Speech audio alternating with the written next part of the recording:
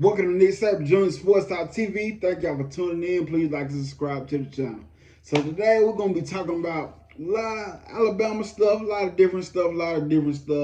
Kellen Boyd, some of the things Cole Womack said, Quindarius Robinson, what the topic, what he had to talk about, how many recruits was on campus in the first 3 days of spring practice. But before we get started, I have to say this.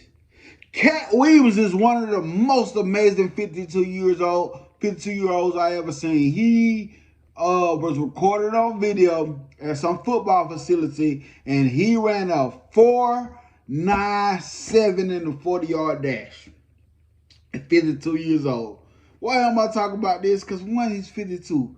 Who in the heck runs like this at 52?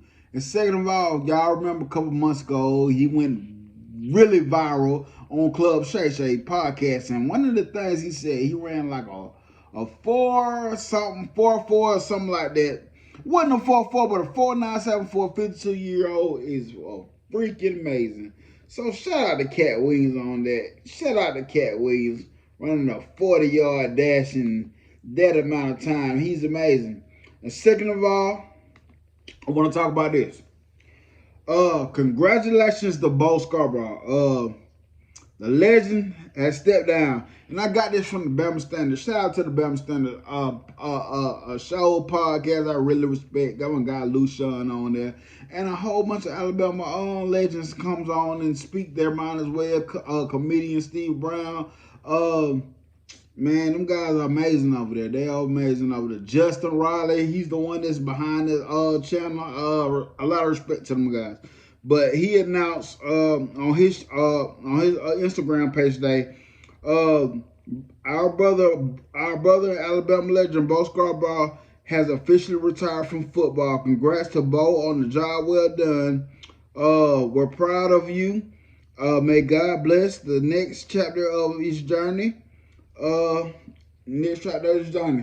And I want to say, hey Bo, you gave us some good memories at Alabama for with the Stallions. With the Stallions, man. Back-to-back championship winner with the Stallions. I'm glad you was able to get those championships, man. Bo, I know this is a game that you love a lot and you're gonna miss it a lot. But I like to talk about this because it's amazing when you see people that you have kept up with the recruiting in high school and they're retiring. Congratulations to you, Bo. Job well done. Like I said, like I said, may God bless you on your next journey of life and continue to pour into people, man. Pour into people. I'm pretty sure something football wise you'll be doing something football wise. But let's see what's next for you. The next thing I want to talk about. And this is something that I talked about before. And I feel like this is happening more and more every day. It's getting closer and closer every day. Coach Nick Saban.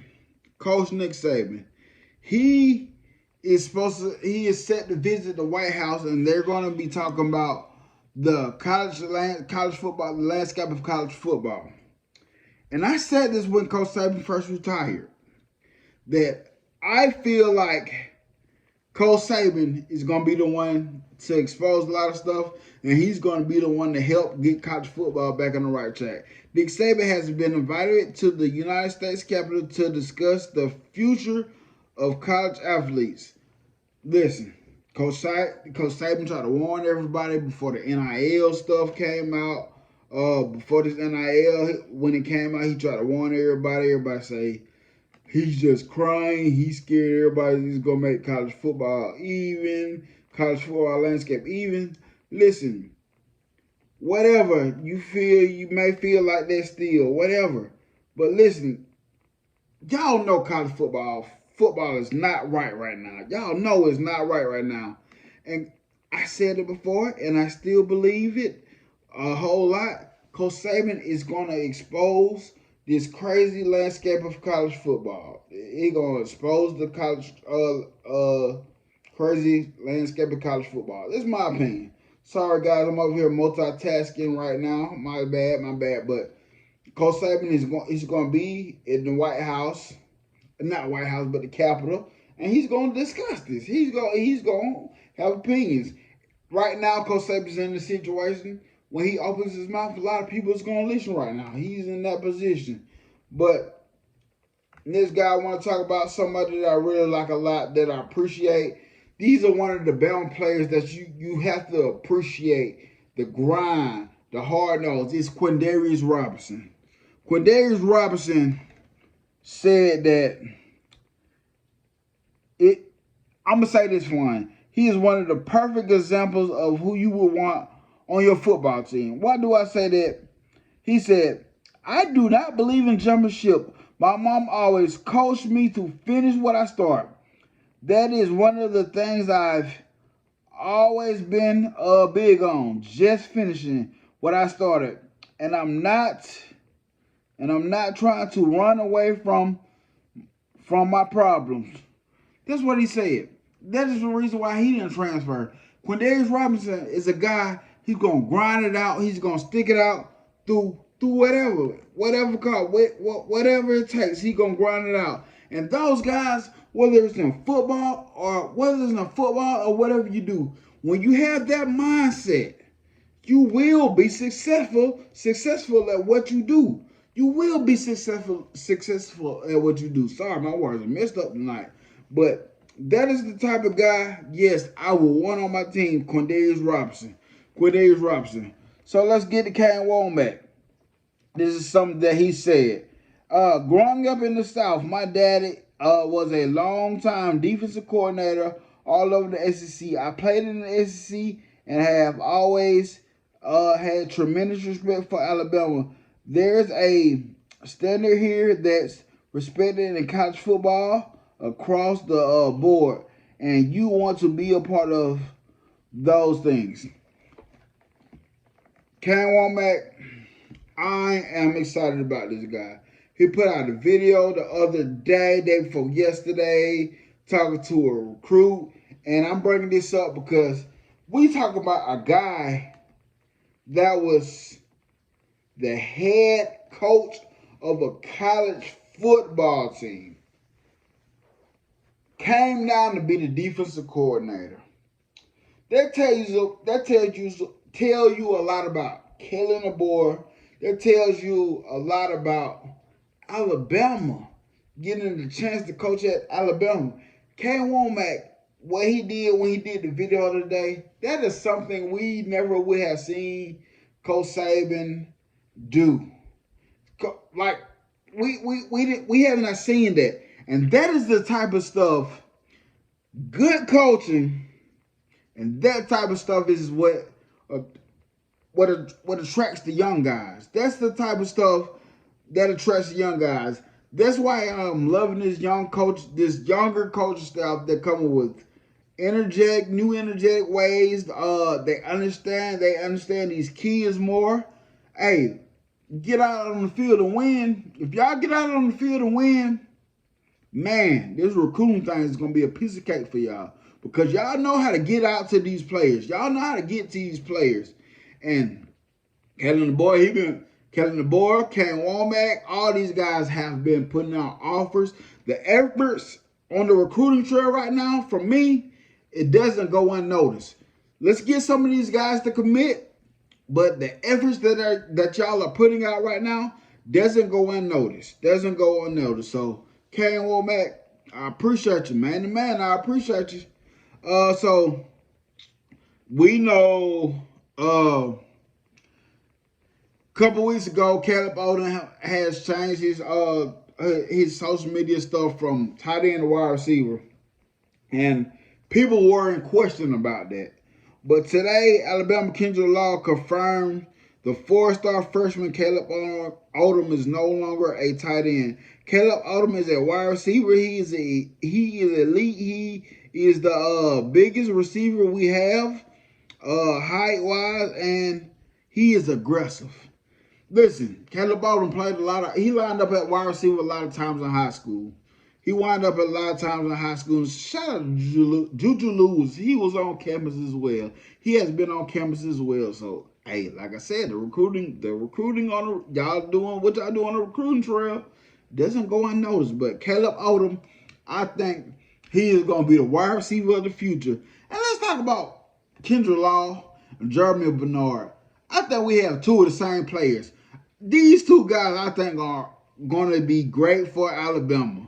These two guys, Kendra Law and Jeremy Bernard, those two guys are going to be great for Alabama. Two aggressive guys with the ball, going after the ball, attacking the ball, and without the ball, they are very aggressive. I think we will have a great wide receiver room with Caleb Odom moving to the wide receiver room and stepping away from tight end, because guys, y'all got to realize our tight end room is really nice right now, and Caleb Odom is going to provide well needed much more depth to the wide receiver room and competition, and he's going to compete, and he will be wide receiver one soon at Alabama. But those are my opinions. That is how I feel. Hey, I'm entitled to an opinion, right? I am entitled to an opinion. But the last thing I want to talk about, since the start of Alabama spring practice, 100 plus recruits on campus, 15 plus who rank in the top 100. Not bad for the first 3 days of practice. Not bad for the first 3 days. They're on slow. Alabama, I don't feel like we're slowing down anytime soon. Of course, it's gonna be a change of pace until we get everything rolling. But right now, we have a lot of pieces in the building to be able to do it. But the key thing is, for Alabama, is not talent this season. It's not talent. Talent is in Tuscaloosa. Talent is on this roster. Everybody is saying they bought in, and I believe they're bought in. But we will see what bought in look like when the season starts. If things don't go your way, are y'all going to stay bought in? Are y'all going to stay locked in? Are y'all going to stay motivating each other to keep pushing, keep pushing, keep pushing? That's where I determine what bought in. But on the recruiting trail, the DeBoer era is off to a hot start on the recruiting trail. Like I said, over 100 recruits showed up for the start of spring practice. That is not bad. That is freaking amazing, man. So, like I said, once again, I will say this again. On the recruiting trail, what Kellen DeBoer and this staff is doing. Shout out to Courtney Morgan too. Courtney Morgan, man, he plays a big part in this too. He plays a big part in these recruits, setting up these official visits, unofficial, setting up all this stuff. Courtney Morgan, boy, you clutch, my guy. You clutch, my guy. You clutch. I notice what you doing too. I see the work that you putting in too, but let's get some of these guys to recruit. Let's get them to lock it, commit. Let's get some of these guys to commit. Let's lock in. I'm going to say this. I don't know how the 2025 class is going to turn out. I know that we're putting out a lot of offers. I know that we're falling in people's finals. They top 7 schools, top 8 schools, top 10, top 12, whatever they come down to. We're falling with them people's final picks. You know, some of their final picks. I know they'll probably narrow the list down even more from 7 to 10 or whatever. But we're considered by a lot of our recruits. Let's get these guys back on campus. Let's get them on campus, back on campus. And hey, let's try to get some of these guys locked in. But thank y'all for tuning in. Roll Tide. I don't give a piss about nothing but the Tide. Blitz, Bama, Blitz, and salute, baby. And I'm out.